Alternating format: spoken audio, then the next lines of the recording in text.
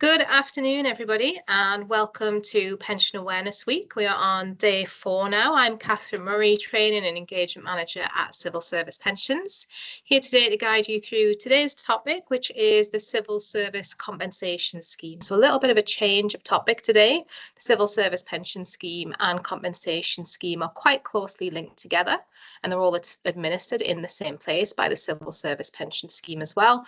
We know that there are talks of there being some exits and redundancies in some areas of the civil service at the moment. So giving you some good information to help you prepare if that's something that does become an issue that you need to have more knowledge of and be a little more aware of.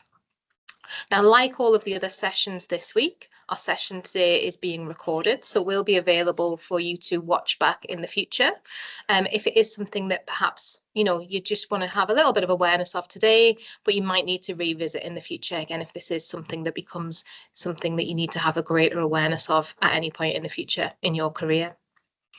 And after the session today, we'll be sending you out a link to where you can find some useful information about the content that we'll talk about today, and again be requesting some feedback from you as well. And as always, we've got our Q&A going in the background, so please feel free to pose any questions that you have on today's topic, the Civil Service Compensation Scheme, in the Q&A, and we'll focus on answering your most upvoted questions in the latter part of our session. So anything at all related to this topic, then do please pop that in there. But remember, don't give us any of your personal information.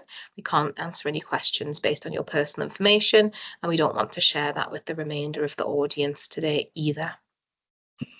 All right then, so let's get things underway. I'm going to pass you over to Joe, who's going to get things ready and prepared and give you that information that you need on the Civil Service Compensation Scheme. Over to you, Joe. Thanks, Catherine. So good afternoon, welcome to this session. As mentioned, we'll be talking about Civil Service Compensation Scheme. Just to give you an overview of the kind of things that you can expect, how it works, key features of that kind of thing as well. Just to help you have a better understanding of what might be available in those circumstances. So we'll talk about exit scheme terms to begin with. The key things to think about are what applies to each of these schemes. We'll also talk about the options available from an exit scheme as well. So actually, if that package has been offered to you, what options you then have within that to use that works best for you. We'll also talk about re-employment after leaving on an exit scheme as well, what that means after an exit scheme. We'll think about some other useful resources and again, what support is available at the end as well.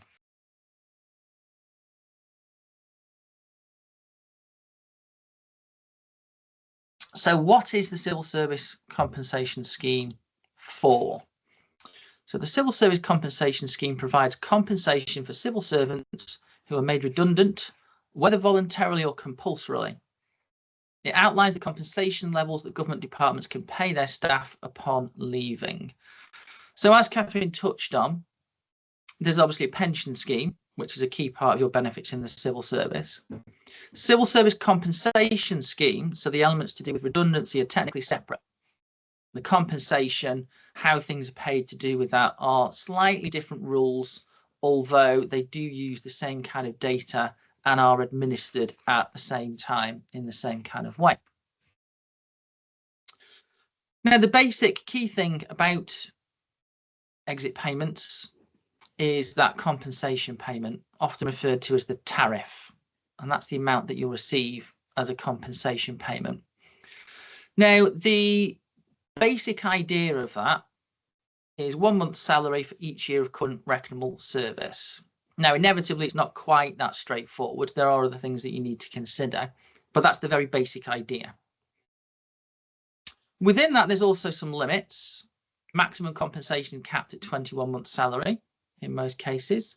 There are some changes to that. It can vary depending on some other conditions as well, depending on the terms of the scheme and your age, for example. But the general idea is a cap of 21 months salary. Maximum compensation if you are over normal pension age is 6 months. So the 21 month rule applies up until or close to pension age. Over pension age, the cap is 6 months. Now, the age that is used is the scheme that you're in currently. So that will usually be the alpha scheme, and it will mean we're using your state pension age. So for most people, that cap is now applied later than it would have been. Historically, if you'd been in classic, for example, that 6 month limit would have come in at 60. It's now probably coming in at something like 67, 68. So a slightly higher age than might have been the case previously. And under normal circumstances, payments are usually capped at £95,000 as well.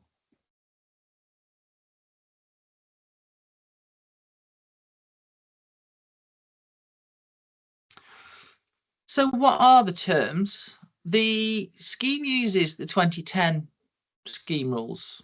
These are compensation scheme rules that were set up in 2010 to determine how compensation should be calculated and paid.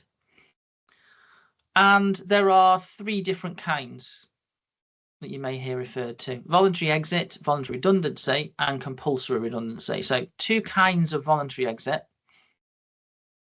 and then also compulsory terms as well. The exact scheme that's being run will depend on the situation with your employment and employer. Voluntary schemes usually need to be run before a compulsory scheme in most cases. Now, with voluntary exit, the employer can deviate from the standard terms. So if your employer is running a voluntary exit scheme, that means they can change or alter slightly the amount of compensation that's being paid, and that will depend on the kind of scheme and the needs of the situation. Voluntary redundancy and compulsory redundancy schemes cannot deviate from the standard terms. In terms of the standard compensation on voluntary and compulsory schemes, they'll be using those standard terms and not doing anything different. Now, this is an example of the calculator that's used for helping you to calculate roughly what kind of compensation is due. Now, this calculator is usually issued at the point of early stages of these kind of schemes where interest is being expressed, and it gives you an initial chance to just have a quick look at what kind of compensation you might be due before anything formal has progressed. So this is particularly with voluntary schemes, the kind of thing that you might be looking to see if you're interested in taking part. If it's a broad scheme, for example, where they're looking for people to volunteer across a wide range of employees, this is the kind of thing you might be filling in to see if it would be something that would be of interest to you. Now, the idea of this calculator is not to give you exact figures at this point. It's there for you to be able to get a pretty good idea about what figures might be involved, using information as you can best put together. So again, it's not going to be an exact calculation, but it's there to give you a close idea so that you've got a ballpark idea about what might be involved. And obviously, as you can see on screen, you'd fill in your date of birth, first day of continuous service when you started in the civil service in most cases. If it's a bit more complicated, you might need to get advice. But for most people that have been in continuous service within the civil service, even if you switched employers, so long as it was continuous, that will be back from when you started. Expected last day of service would obviously be the relevant project date, and then your normal pension date, which will be your state pension age. Now, it also asks for current reckonable service. Now, again, you're only looking at this stage about getting that approximately right. You can use details from things like your benefit statement and then work out the extra little bit of service yourself to work out how much service that is worth. It's also worth noting, if you are using this calculator, you'll see some of these fields have a little triangle in the top right corner.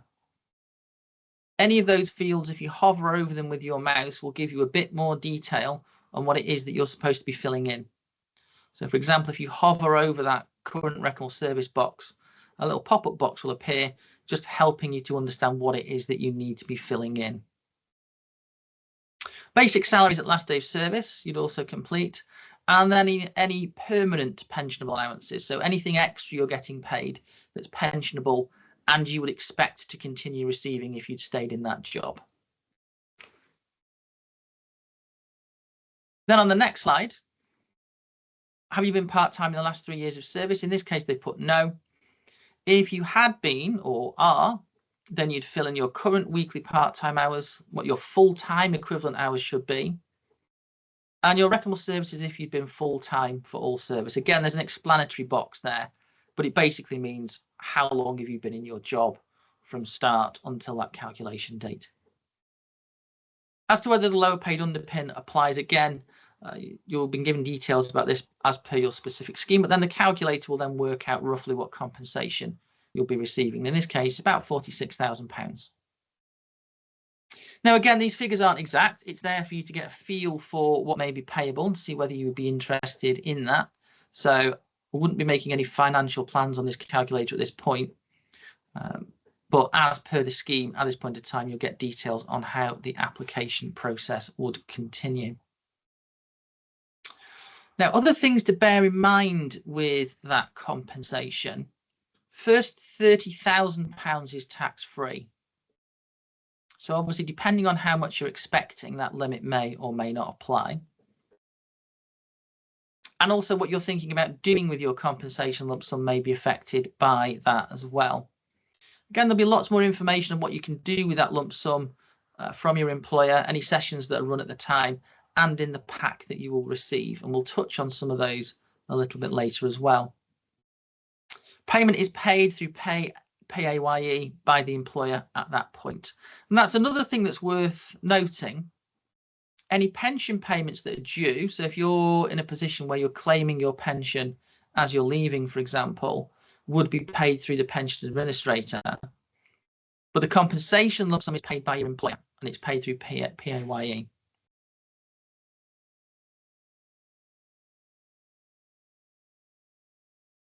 Now, in terms of options you might have on your exit, there are a few things to consider. Now, you're obviously receiving a compensation payment. You can receive that as it is and take the compensation payment. You can also, though, use that for some other things as well, such as buying added pension. Or if you're wanting to claim your pension early, where a reduction would normally be applied, you may be able to use that compensation to buy out the reduction so that you get that pension paid in full. Now, at this point, there'll be calculators provided to help you work that out, both in terms of what the reduction would be and what the cost would be of buying that out. And that will allow you to look at your situation, what that pension means to you, and whether you can afford that through the compensation you have as well. So added pension is literally as it sounds, for those of you that aren't familiar with it. It is buying more pension that will be attached to your alpha pension. And it's worth mentioning at that point as well, this is only being added on to your alpha pension. So if you're using compensation to buy added pension, it will be added to the alpha part of your pension, particularly for those of you with membership of older schemes as well. Now, you can use some or all of the compensation to buy added pension, so it's quite flexible. You can use part of that compensation to buy a certain amount of added pension, for example. If you're wanting to maximize the extra pension you can get, you can cash in all of that compensation to buy added pension. It's really quite flexible as to how much you add into that pot. You can also consider options such as whether you want to boost just your pension or your pension and dependents' pensions. So you can use the compensation to just increase the value of your pension, or to also increase the value of any dependent pensions that may be payable as well.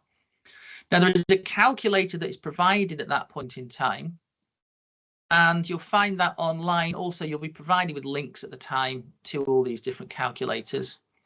That will let you have a look at all of these kind of options. So you can play around with paying more or less of your compensation in to see what it would buy you. You can also play around with having it just buying your pension or your self and dependents pensions as well, to see what kind of impact that has for you. And that allows you to get a feel for the best fit for you in terms of what you might want to do with those benefits. Now, we touched on this a second ago, early retirement buyout. Now, as you are hopefully aware, in the civil service pension, there are standard pension ages for each scheme. With most of the older schemes, that's 60. With NUVOS, it was 65. And with Alpha, it's your state pension age. Now, you can, in most cases, cash in your pension before them, which we'll talk about in a second. And if you are taking it early, then that pension is normally reduced because it's being paid for more years. The package of benefits is recalculated. The value will reduce to account for the fact that it's being paid for more years. Now, you can use some of your compensation to buy out that reduction. So depending on how much the reduction is going to cost, depending on how much compensation you're receiving, you may be able to buy out that compensation, either using all of your compensation or perhaps just some of it. Now, as we touched on, you have a minimum pension age. This is the very earliest that you can claim your pension. If you joined the scheme before the 5th of April 2006, the earliest you can take your pension is 50. If you joined on or after the 6th of April 2006, the earliest you can claim is 55. It's also fixed at 55 for Alpha. So, for example, somebody that joined in 2001, they would have gone into the classic scheme. And because that was before April 06, they would be able to claim that pension from 50. Their Alpha pension that they've become a member of later on, they would only be able to claim from 55. So depending on your age at the point of taking this payment, you may be able to claim both or just one of those pensions at that point. And if you are taking it early, there will then be a reduction applied. So this idea is your minimum pension age. This is the very earliest you can take. And that's one of the things you want to take into account when looking at those benefits. It's worth mentioning that when you use the calculators and you're looking at the early payment reductions, these limits will be taken into account automatically. So the calculator will apply those limits as you use them. Now, what this means is you have a variety of options for this package depending on your age. And what you can do with your pension and compensation will vary slightly depending on whether you're under minimum pension age, over minimum pension age, or somewhere in between.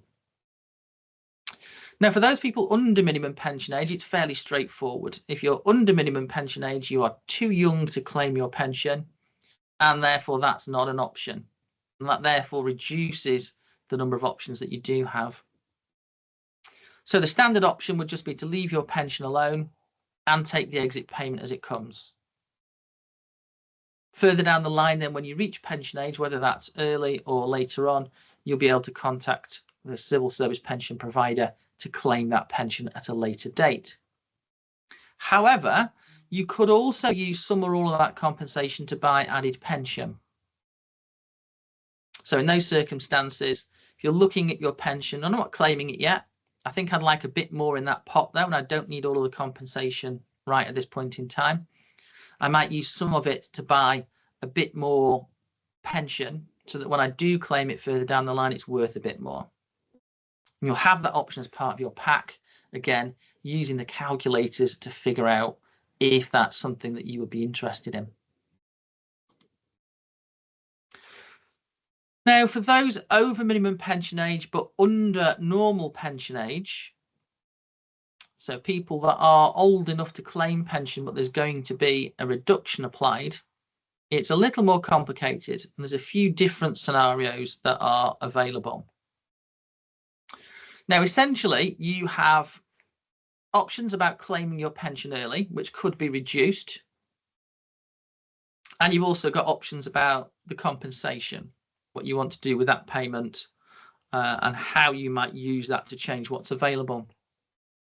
So you could use some or all of the compensation to buy added pension and be preserving that for a later date. So not claiming your pension right now. I'm going to leave it till a later date when either the reduction is less or I've hit my normal pension age, so it's going to be paid in full. And I'm going to use some of that compensation to buy some added pension so that when I do claim it, it's worth a bit more. You could also put your pension into payment immediately with a reduction applied. So taking that compensation as it is, or using it to buy added pension. Now, you can also use some or all of the compensation to buy out the reduction, to take that pension early, put it into payment immediately at its full value.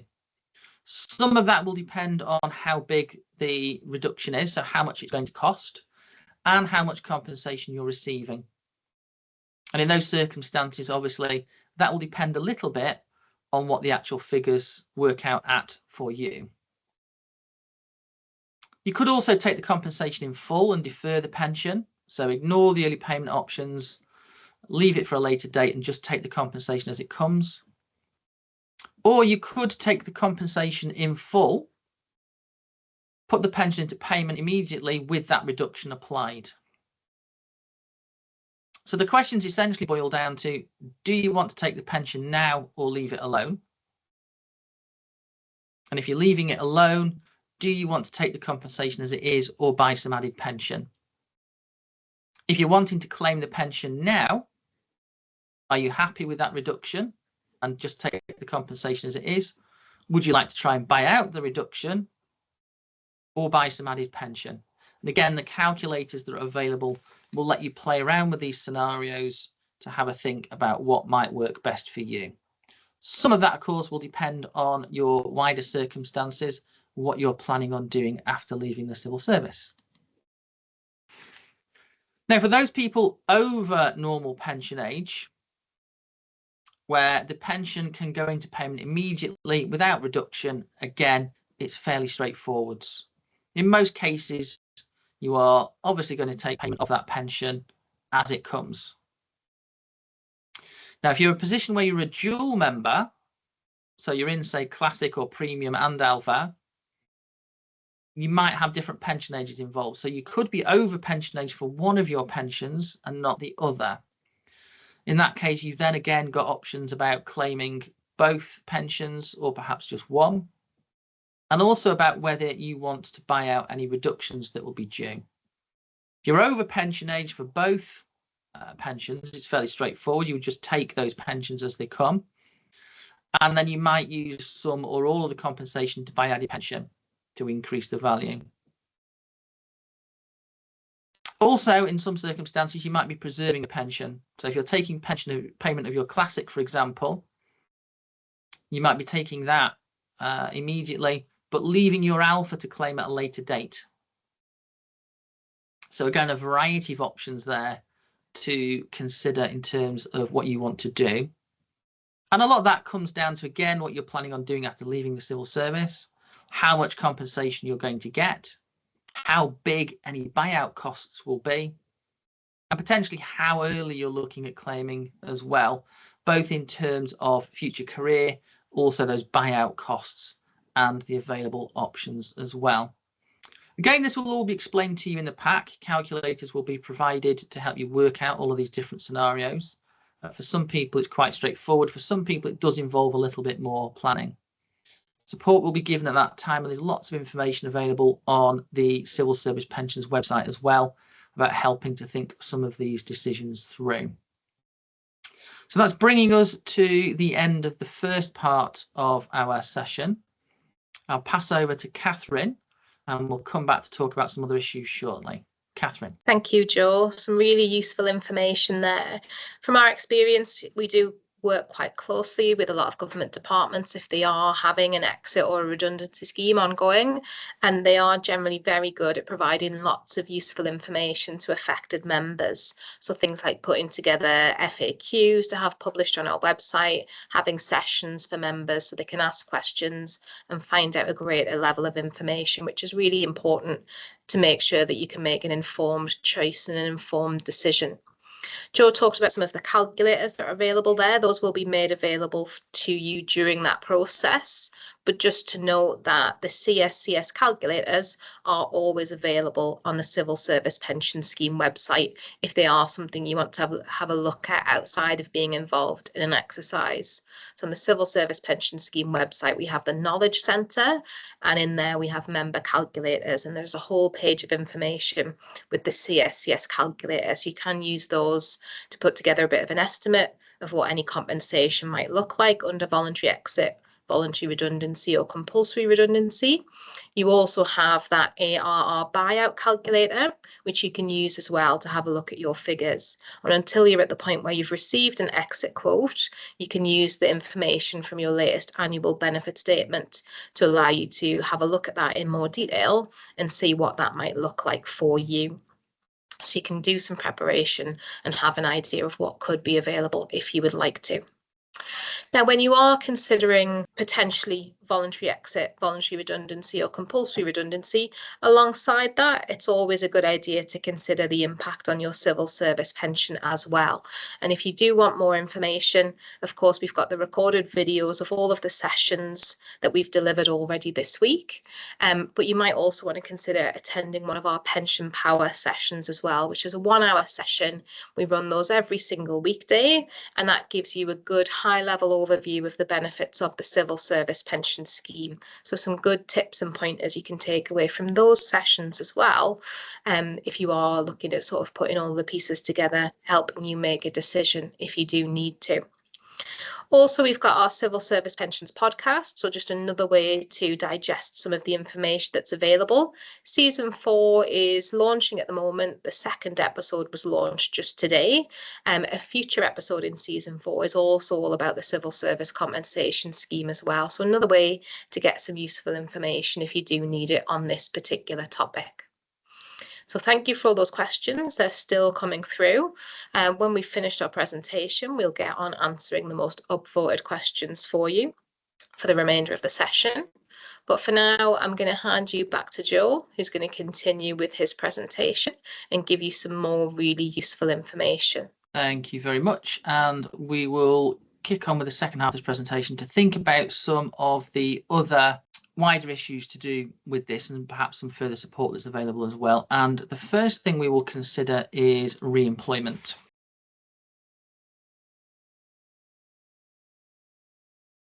Now, if you've left the civil service with a compensation payment and you do come back into the civil service, there is a question then about potentially some of that compensation being repayable.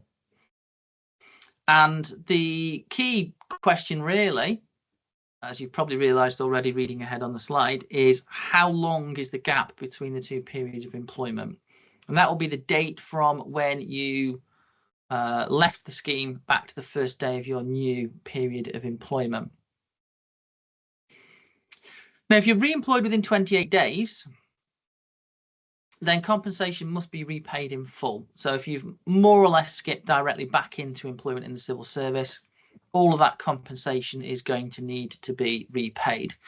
And in all of these cases where you are coming back, there is a conversation that needs to be had with your new employer, and that should be discussed with you as part of that process of bringing you on board again. How that process will begin should be part of that conversation as well. If the gap is slightly longer and the re-employment is between 28 days and 6 months, then a proportion must be repaid. That will depend on the gap and your new salary.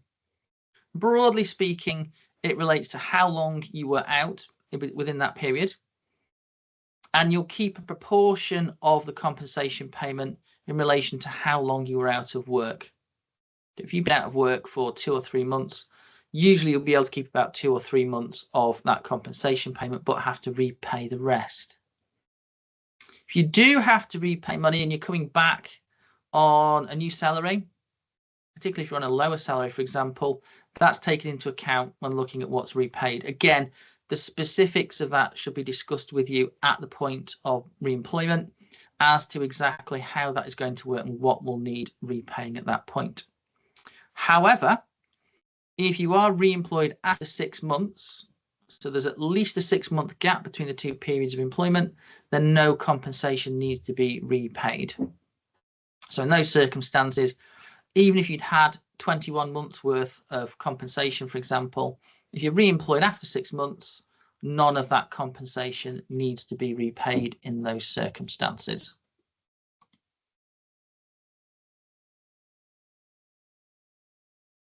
Now, another issue is something called abatement, and this can apply in quite a few different scenarios with things like partial retirement as well. But in this case, we're talking about being re-employed again after leaving on an exit. And this is important if you took payment of your pension. You didn't take payment of your pension, you were leaving it for a later date, you don't need to worry about abatement. But if you've taken payment of your pension, then there are limits on the total amount that you can earn. And that limit is called abatement. Now, the idea is that your new total earnings cannot exceed what you were earning before claiming your pension, your salary of reference. If it does, the difference is deducted from your pension payments. Now, there's lots of information about this online. There's a really good guide to abatement on the Civil Service Pension Scheme website. Broadly speaking, though, we are looking at the pension you are receiving plus what your re-employed salary is, and that should not equal more than what you were earning from the previous job. If you are, the difference is taken from your pension. So if you come back and your pension and your re-employed salary are £3,000 more in total than you were earning before, £3,000 will be deducted from your pension, up until the point that the whole pension is suspended. Of course, we won't start taking money out of your salary in those cases. It's just potentially a suspension of pension. If your pension and re-employed salary are lower than the earnings you had before anyway, then obviously the whole amount will stay in payment. It's only if in total they add up to more than you were earning before in total. Again, loads of information about this available on the website. Just search for abatement and that information will be there.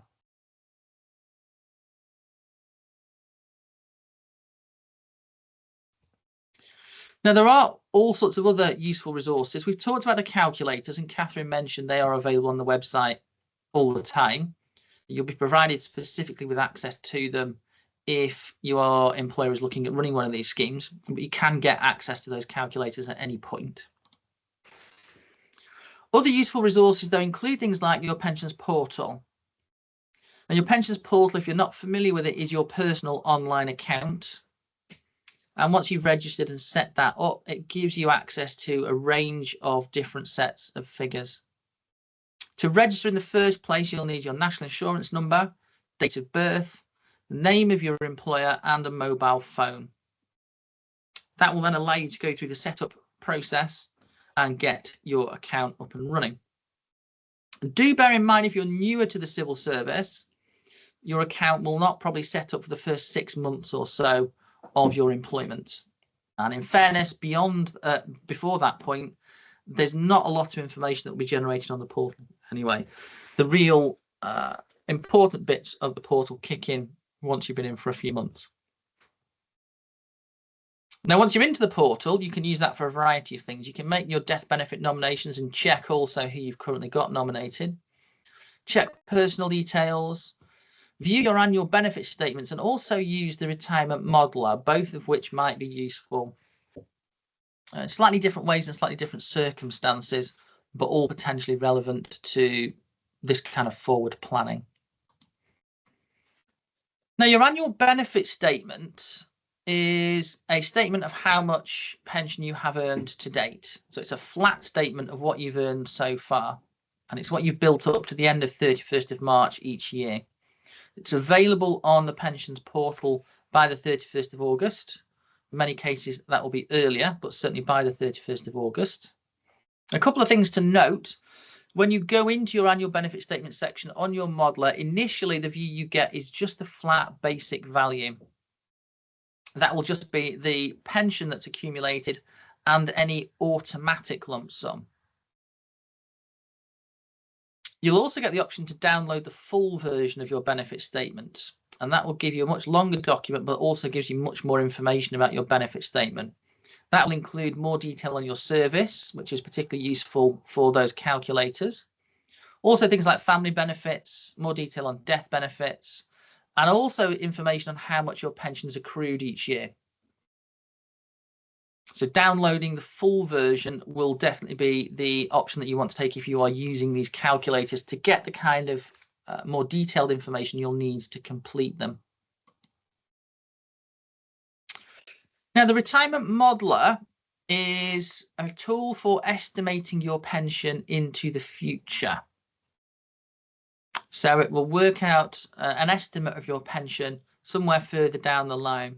Bear in mind, it is an estimator tool, particularly if you're estimating a few years ahead. We don't know what you will earn in the next few years. So it's always going to be an estimate based on your earnings at this point in time. Closer you are to the age that you're modelling, the closer those figures will be, although in all cases it will give you a pretty good idea. But also bear in mind, the modeler will do things like apply early retirement reductions. So if you're modelling to say 56, the modeler will apply those early retirement reductions and show you the reduced figures as they would be paid.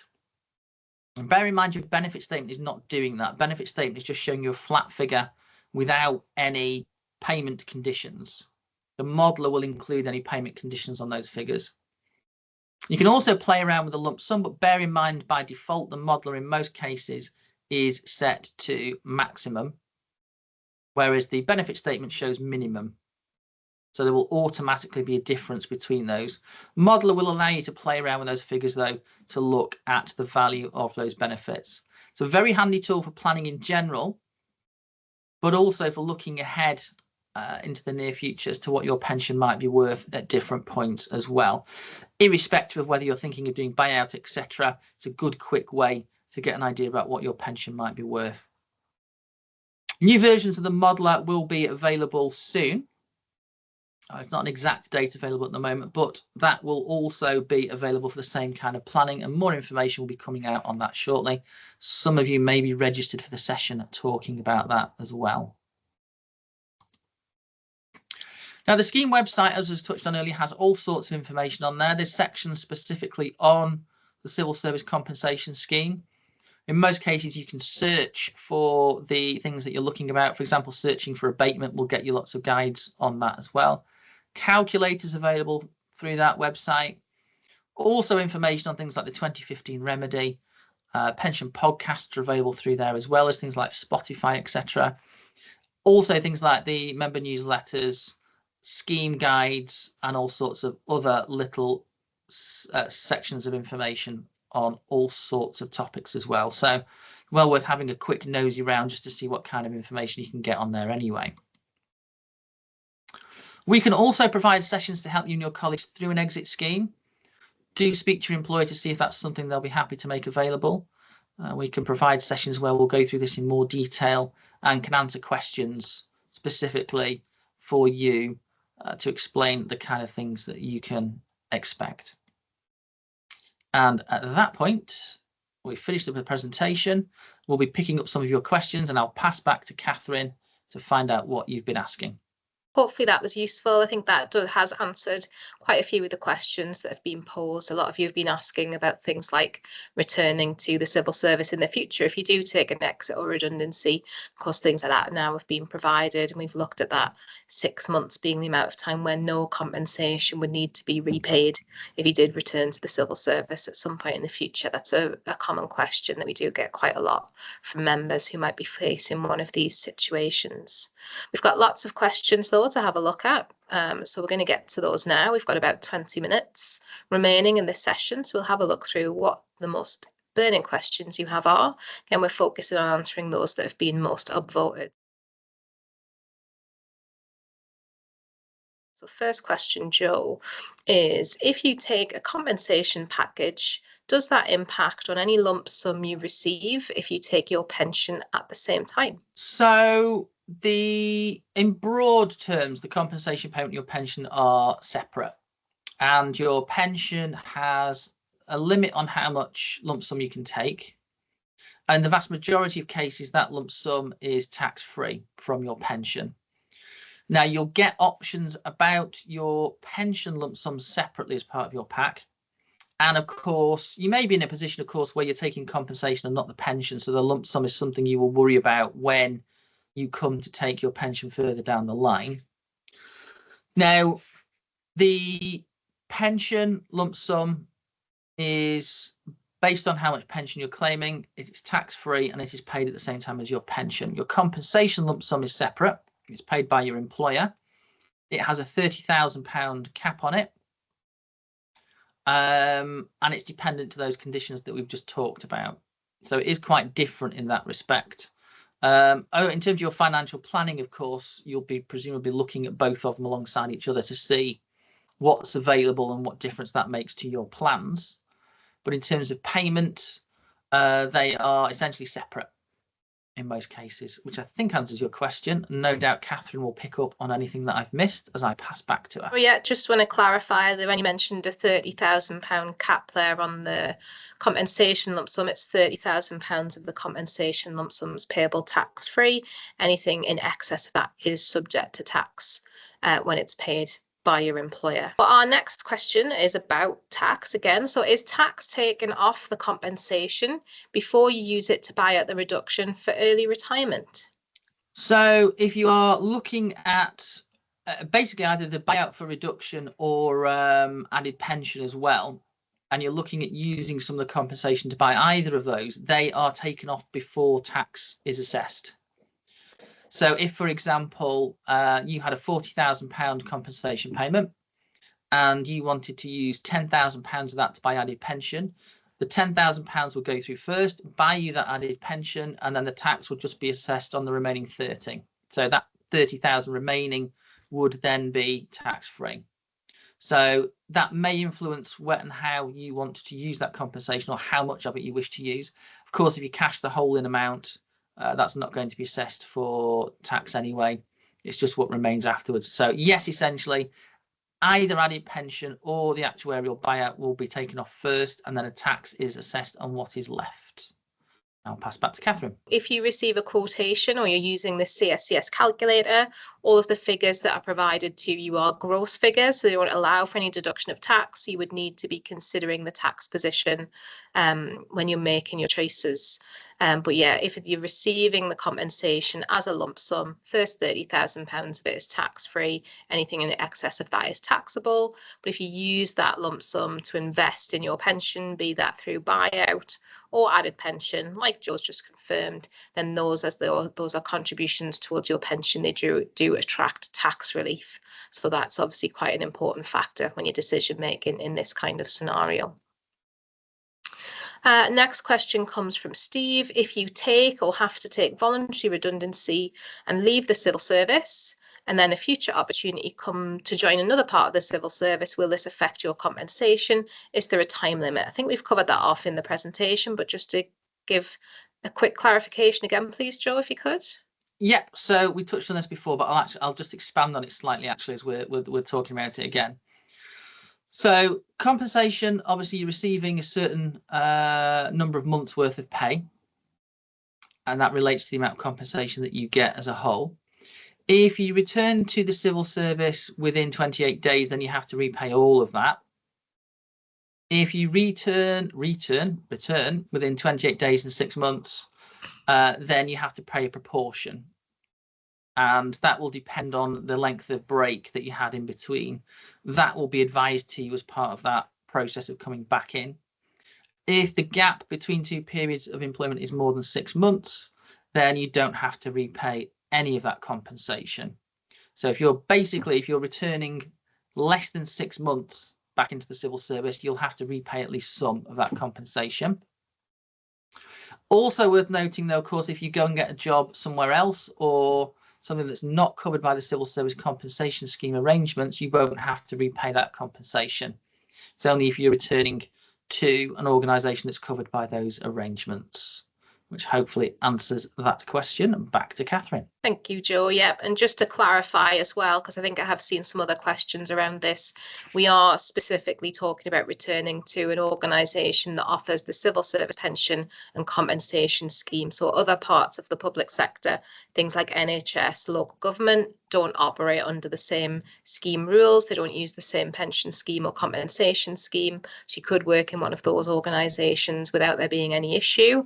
It is purely just returning to something that operates under civil service pension and compensation scheme rules. So just to give absolute clarity on that.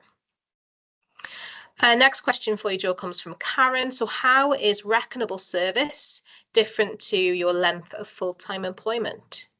So reckonable service and your full length of service, which is sometimes, depending on the exact definition, referred to as qualifying service, vary in a few different ways. So the length of your service is obviously in most cases from when you started until the date that you're looking at taking redundancy. So without really taking anything else into account very much, when you started until when you're expecting to go. Now, reckonable service is the kind of service that would also be used for your pension, and that does take some other things into account. Unpaid breaks, for example, won't count towards your pension. Also, one of the key ones usually is part-time service. Any part-time service that you've had, your service may have been reduced in proportion to the hours that you're actually working. So, for example, if you were working 10 years full-time, that would usually be 10 years reckonable service. If you've been doing 2.5 days a week for 10 years, that would usually count as about 5 years service. So for that period, the full-time length of employment would be 10 years, but the reckonable service would be 5. And those things are used for slightly different purposes in the compensation, looking at what you may be due and the limits that are applied as well. Again, calculator will do this for you, and those fields that you complete where the little red triangles in the top right corner will give you more information on that as well as you look at the calculator as to exactly what is expected. You can get details in most cases from your benefit statement or by having to play around with the figures yourself to get the approximate dates.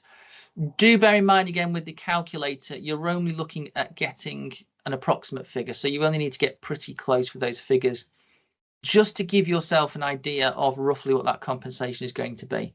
At the quote stage, you'll get given more precise figures at that stage. Back to Catherine. Thank you, Joe.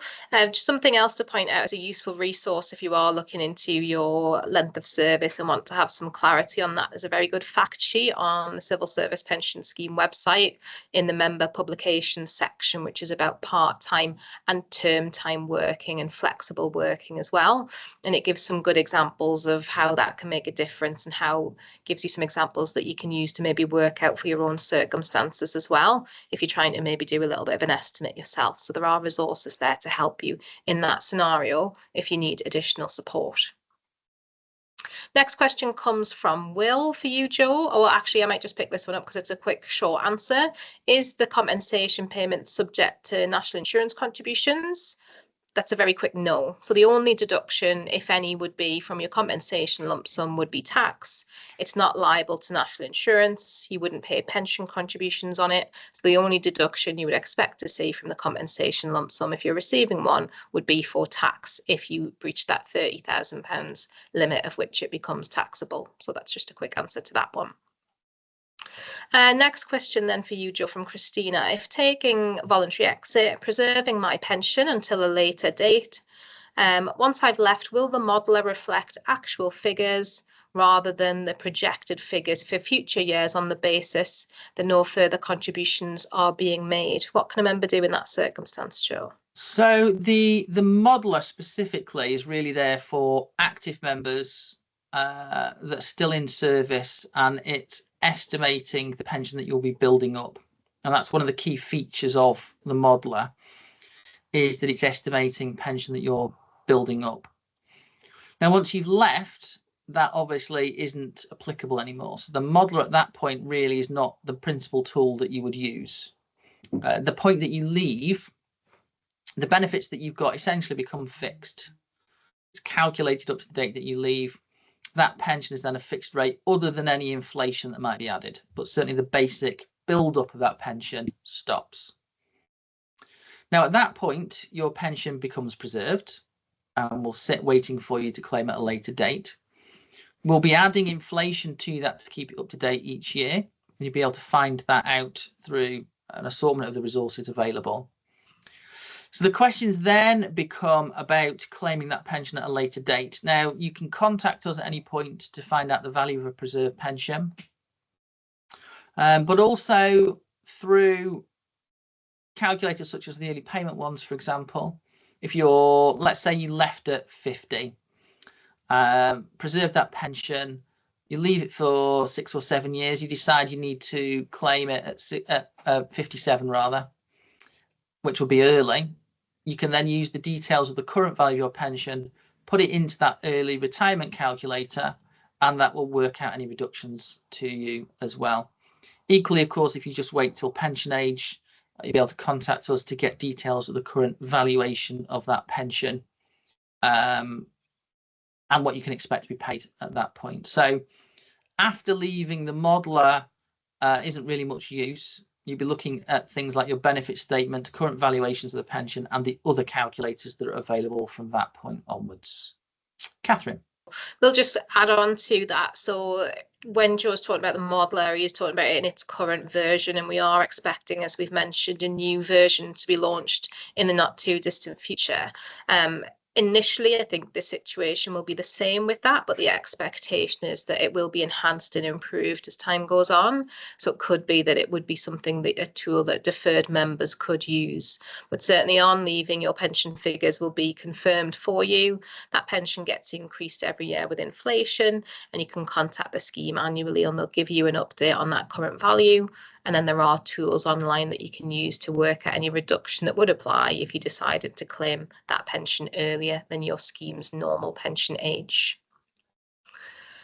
On normal pension age, so Joe, next question from Anonymous. Even if you are still entitled to a classic pension that's payable from the age of 60, but you're currently in alpha, for the purposes of assessing any compensation lump sum, the alpha scheme pension age is used. If you can just give some clarity on that for us, please. So in that situation where you've got two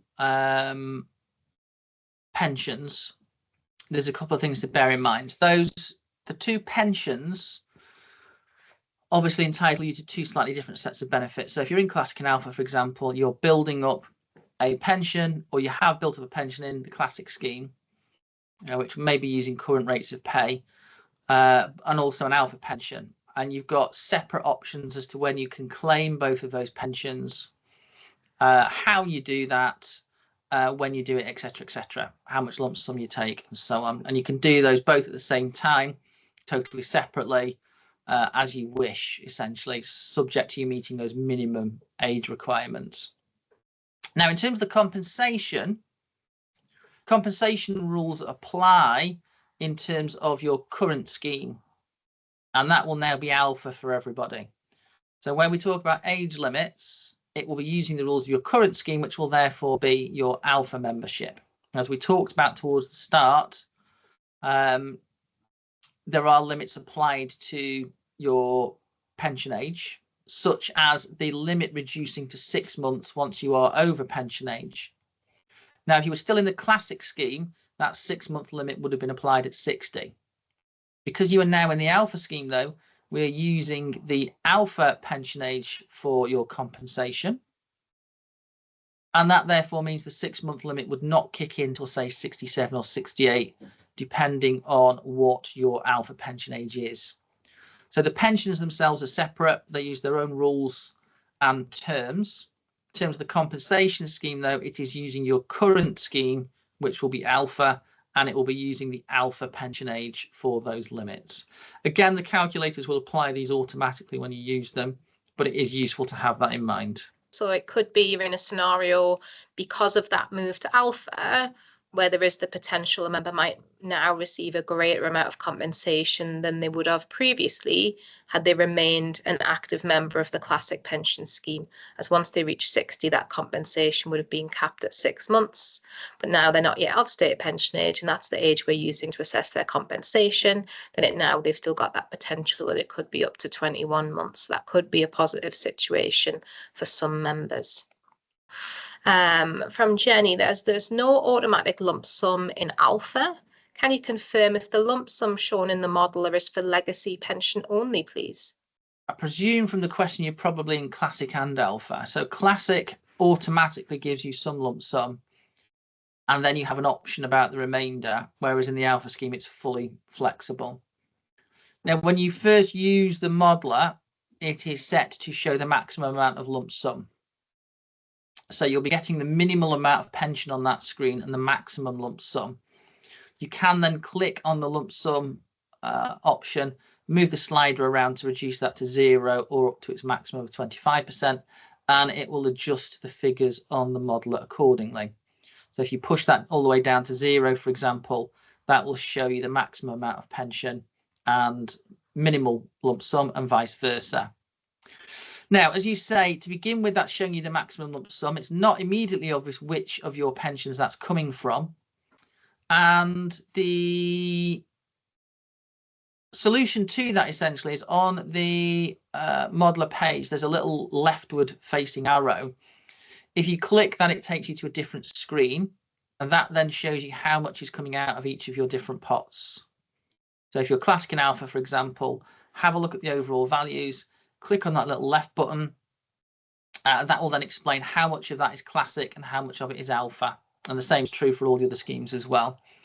Also worth mentioning, when you're on the modeler, just underneath the main benefits page, there is also an option to watch a video on that modeler, which will talk you through the main features, what it's doing, and how that actually looks on screen. So do watch that video because it will talk you through the main features of that and just explain what everything is doing on there.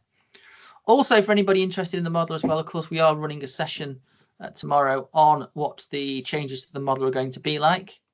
If you've not registered for that session, the video will be available afterwards. So for anybody interested in the features of the modeler, do have a look at that session as well, just to get a feel for what the new upgraded version will look like and what that will do for you as well. Going back to Jenny's question, just to give a quick answer, can you confirm if the lump sum shown in the modeler is for legacy pension only? It was a no, so it is a combination of both your legacy pension and your alpha pension, and showing the maximum that's available from both combined. That video, and that's a recording of tomorrow's session, I think will be useful to clarify what that's going to look like in the future as well. That is all of the questions we've got time for today. Sorry if we didn't get to your question. Remember, the Civil Service Pension Scheme website is full of lots of useful information. You will find answers to a lot of your questions on there if you do still require more information. We've also got those Pension Power sessions available as well. If you do want to hear more from us, then do please take some time out and register to attend one of those sessions in the future. This session, like all of the others this week, is being recorded and will be available to watch online. This one will be from around 12 o'clock tomorrow, and tomorrow's session, as Joe mentioned earlier, is on the new look pension portal and retirement modeler that are coming very soon. So we're seeing some big improvements to functionality. So we're demonstrating those for you tomorrow if you are interested, or if you're not registered, again, you'll be able to watch that one back from Monday. And please watch out for the follow-up email that will be sent to you later today. Follow the useful links in there to find out more about all of the topics that we've talked about today. And do take just a few minutes to give us some feedback on the session and let us know how we can make these better for you in the future. Thank you for joining us again, everyone. Have a great rest of the day, and bye for now.